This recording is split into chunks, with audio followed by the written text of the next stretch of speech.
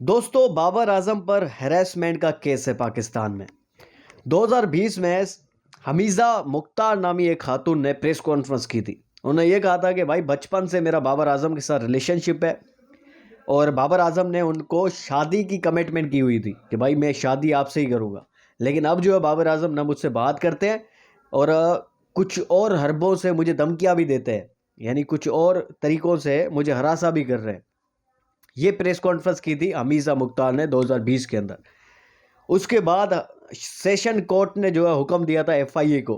पाकिस्तान के अंदर जो एफआईए है, फेडरल इन्वेस्टिगेशन एजेंसी, उनको हुक्म दिया कि भाई बाबर आजम के खिलाफ जो है केस दर्ज करो कि भाई बाबर आजम जो है एक लड़की को, एक खातून को जो है धमकियां दे रहा है, हैरास कर रहा है। उसके बाद बाबर आजम की लीगल जो टीम है वो चली जाती है सेशन के बाद जो हाई कोर्ट के अंदर। हाई कोर्ट के अंदर गई बाबर आजम की लीगल टीम। उन्होंने कहा कि भाई उस लड़की के पास कोई जो है सबूत नहीं है, कोई एविडेंस नहीं है, वो बस ऐसे ही प्रेस कॉन्फ्रेंस में बता रही है कि मेरी बचपन से जो है बाबर आजम के साथ रिलेशनशिप है, उसने शादी की कमिटमेंट की थी फला फला, जिसकी बुनियाद पर अब जो मुझे धमकियां दे रही है। अब उस बुनियाद पर आप बाबर आजम के खिलाफ जो कैसे केस कर सकती है एफआईए? तो फिर हाई कोर्ट के अंदर बाबर आजम की टीम गई। उसके बाद जो है अब तक ये केस जो है सोल्व नहीं हुआ। बाबर आजम को ये रिलीफ ज़रूर दिया गया था कि भाई जब तक कोई उनके पास कोई एविडेंस नहीं आ जाता, बाबर आजम को किसी भी जो केस का सामना नहीं करना पड़ सकेगा, एफआईए उनके खिलाफ कोई केस नहीं कर सकेगी। ये हाई कोर्ट ने दे दिया था क्योंकि फैसला अभी हाई कोर्ट के अंदर था। तो फिर जनाब आज जो है एक समाअत हुई है हाई कोर्ट के अंदर। अब जो है 12 दिसंबर को हमीज़ा मुख्तार को बुलाया गया है कोर्ट के अंदर कि भाई कोई ना कोई एविडेंस या कोई ना कोई सबूत जो है पेश करो, अदरवाइज जो है सारे जो अब चार्जेस लगेंगे वो हमीज़ा के ऊपर लगेंगे, इस खातून के ऊपर लगेंगे, गलत बयानी करने के ऊपर, गलत केस करने के ऊपर और बाबर आजम की जो है पगड़ी उछालने के ऊपर या इज्जत की जो धज्जियाँ उड़ाई है उन्होंने, उसके ऊपर जो है अब बाबर आजम की तरफ से जो है उनके ऊपर हर्जाना के केसेस होंगे। क्योंकि उसके बाद जो है बाबर आजम की भी लीगल टीम गई हुई थी हमीज़ा मुख्तार के खिलाफ, ये क्लेम किया कि ये जो जितने भी इल्ज़ाम लगे ये बेसलेस है, इसके यही इंटेंट है कि बाबर आजम की जो है रिपूटेशन को ख़राब किया जाए, जिसकी बिना पर हम जो है इसके ऊपर जो है केस करते हैं डिफेमेशन का। डिफेम करने बेसिकली वो लड़की कर रही थी ना बाबर आजम। तो अब कहने का मतलब ये है कि अब 12 तारीख को ये एक और समाअत होने लगी है। मोस्ट प्रोबेबली कि फ़ैसला भी आ जाएगा और ये बाबर आजम के ऊपर एक तलवार जो लगी हुई है कि भाई हैरेसमेंट का जो केस है और जो अभी तक सॉल्व नहीं हुआ वो 12 तारीख को सॉल्व हो जाएगा और बाबर आजम की जो है जान छूट जाएगी इस हमीज़ा मुख्तार से,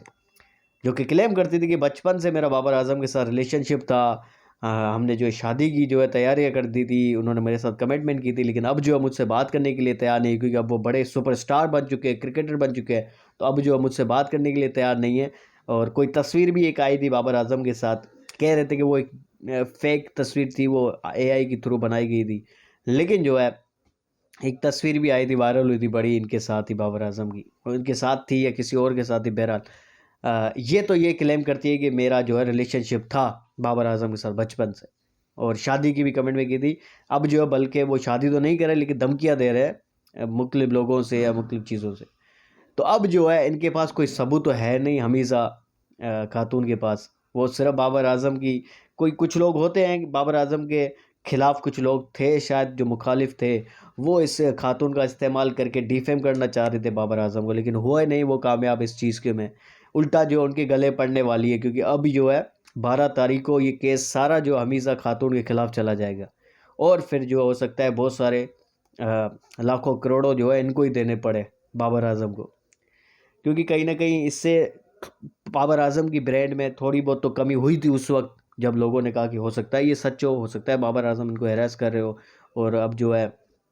ये खातून है, ये पाकिस्तान के अंदर जो है खातून बाहर आके प्रेस कॉन्फ्रेंस कर रही है, वो कह रही है, क्लेम कर रही है कि भाई बाबर आजम मेरे साथ रिलेशनशिप में थे, लेकिन हो सकता है वो हो इस चीज़ के अंदर मुलवस, लेकिन जो आस्ता आस्ता सब चीज़ें जो खुल के आ रही है कि ऐसा कुछ भी नहीं था, वो जस्ट बाबर आजम को डिफेम करना चाह रही थी, वो उसकी जो है इज़्ज़त ख़राब करना चाह रही थी, उसके अलावा और कुछ भी नहीं था।